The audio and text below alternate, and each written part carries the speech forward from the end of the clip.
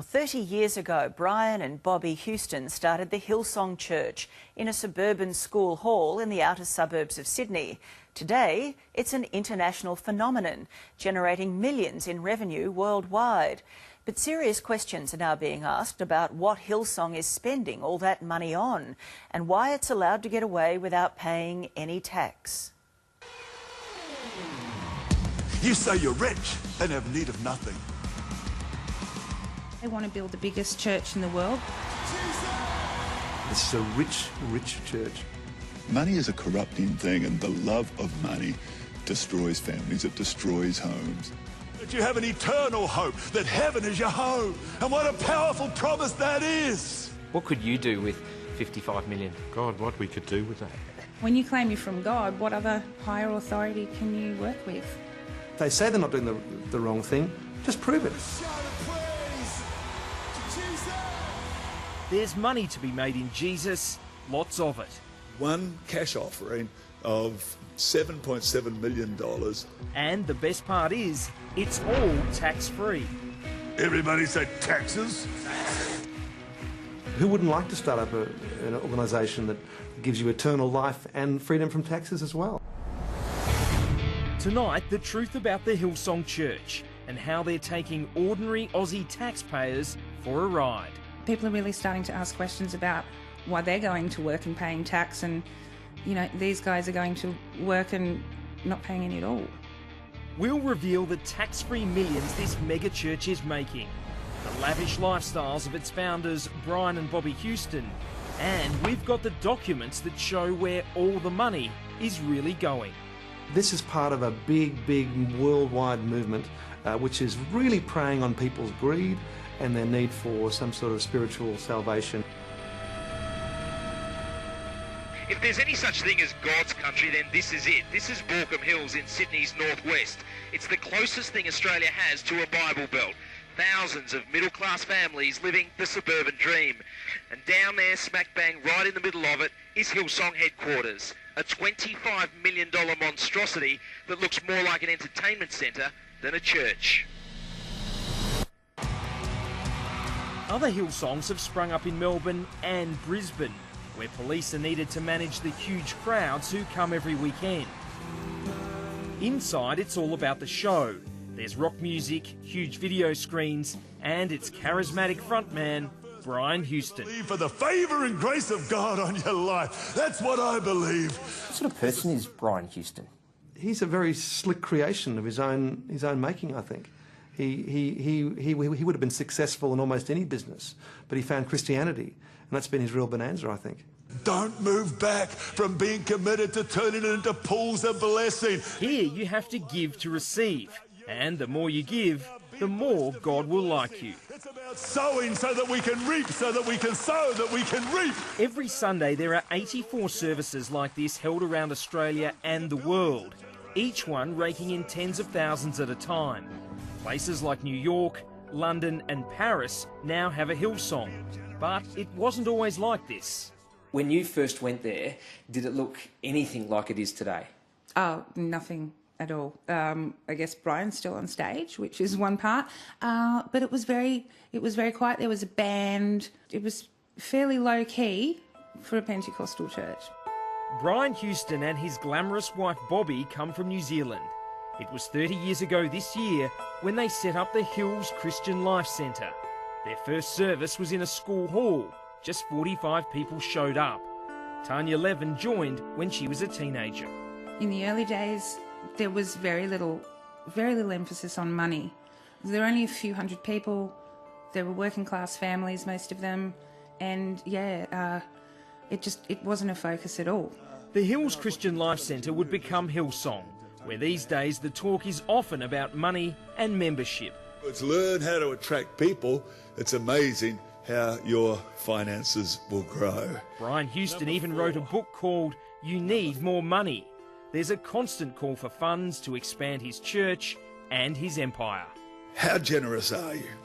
How generous are you? They're very explicit about what they want. They want to recruit more people and they want to raise as many funds as possible, because the more people that you have in, the more opportunity to fundraise. Don't give in a sense of like, well, what I did last year, how about let's have a new way of giving. For instance... It's Sunday morning and we're undercover at this Hillsong service. Within minutes, the talk turns to money. Tithe this year. And if you do tithe, how about do it online? It's a new way. It's different. We're told to give more than we've ever given before, in the form of a tithe. So how about this year? Do a new way. Give in a new way. Give joyfully. Give online. Give cheerfully. And you find, I tell you what, God will bless you. It's a new year. It's a new year. And let's expect that. All right? What's the idea behind tithing and where does it come from? 10% of your pre-tax income, whatever that is. It's this idea that if you don't give, you're robbing God. And you don't want to rob God, do you? What about people who can't afford to give? The unemployed, people on disability pensions, single parents. Are they let off the hook? No. Everybody has to tithe. They will tell you that it goes back to Adam and Eve in the Garden of Eden, and that's why Cain killed Abel, because he didn't tithe. The lights dim and the buckets go around. People handing over cash and credit card details. How much do you give the church? As much as I can. I give 10% as a base and then I give more. But I've seen much more blessing than I could ever have if I didn't give that 10% of my income to God. The money being generated is astounding. A Current Affair has obtained copies of Hillsong's most recent financial documents, and tonight we can reveal just how much this megachurch is making and, more importantly, where they're spending it. In 2011, Hillsong made $28 million from tithes and donations, tax-free. The lucrative music arm of Hillsong earned them more than $7 million tax-free. Conferences earn more than $4 million tax-free. And their Bible colleges and courses a whopping $10 million tax-free. By the end of the year, Hillsong had reported its total revenue as $55 million tax-free. Well, I guess everyone should just start a church and they can share the bounty as well. But I think in the meantime, people should feel genuinely a bit perplexed, maybe even outraged about this. Hillsong takes advantage of an antiquated piece of legislation which says if you're a religion, it's the same thing as a charity, therefore you don't have to pay any tax. Investigative reporter Adam Shan from the Australian newspaper believes it's time Hillsong's tax-free status was reviewed. Got an entity that really looks like a corporation, acts like a corporation, pays its staff like a corporation, yet is a not-for-profit religious organisation. Something wrong with that. So just how much does Hillsong give to charity?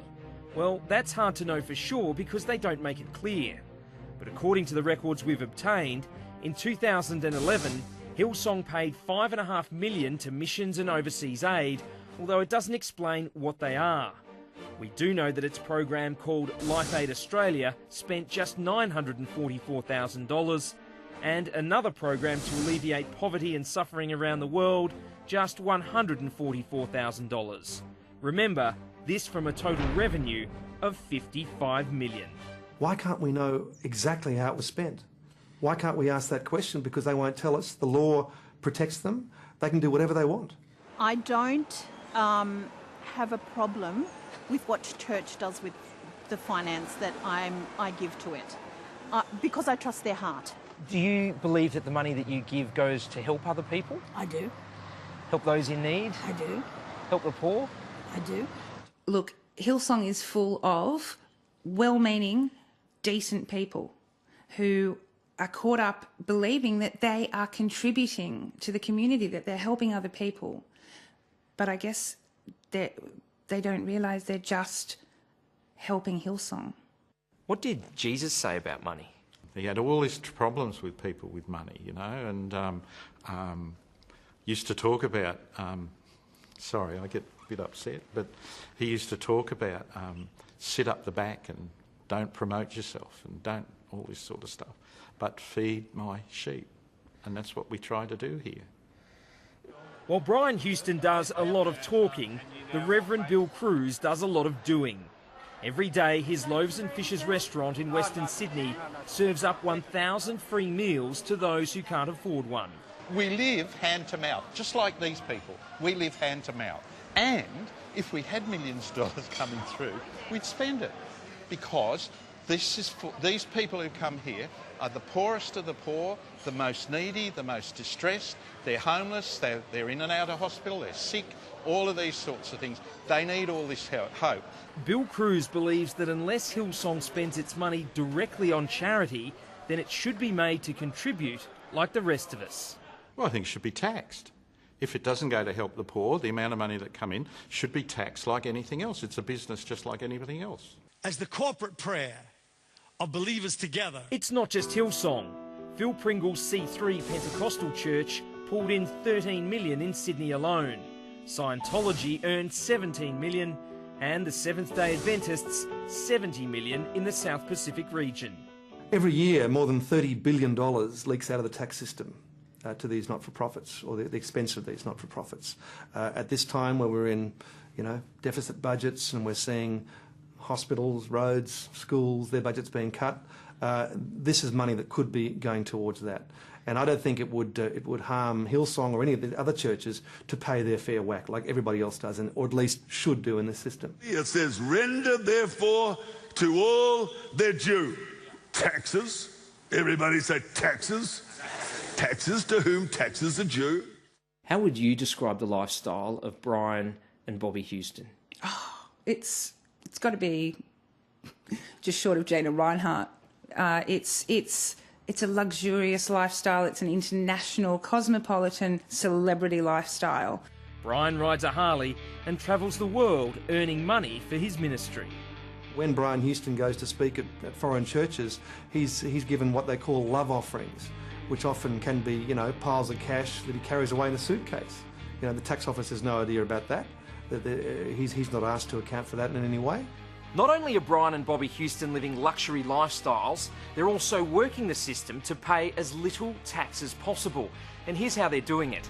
They've set up an entity called Leadership Ministries Incorporated, or LMI, and it has tax-free status.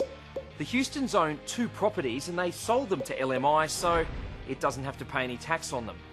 Brian Houston has previously confirmed that he's paid $150,000 to be a pastor at Hillsong. Any money that he donates from that into LMI is tax-free. And then, of course, there's all that other money that he earns preaching around the world and selling all his books and DVDs. That all goes into LMI, you guessed it, tax-free. Depending on its balance each year, but at times it's been $1 million tax-free expense account for the Houstons. Do you think they're entitled to that tax-free lifestyle? Of course not. It's quite similar to a pyramid scheme where they're making money out of other people's hard work, and the more people they can have under them working for them to promote them, the more they profit, and they profit hugely, and they profit internationally as well. Brian Houston says that the church belongs to God, that it's overseen by God, it's all God's will and so forth, but that's not good enough. For the average taxpayer, they want to know that the ATO's had a look as well, not just God. For the record, Brian Houston has previously said he and Hillsong staff pay personal income tax. In a recent review of the tax system, former Treasury Secretary Ken Henry recommended not-for-profit organisations be made to pay tax and receive direct government grants only for their charitable work. The government has recently released a discussion paper that proposes revenue made by religious organisations like Hillsong is taxed. What do you think? Should Hillsong and other not-for-profit organisations be made to pay tax on profits that do not go directly to charity? Join the conversation on Twitter, Facebook, or do send us an email.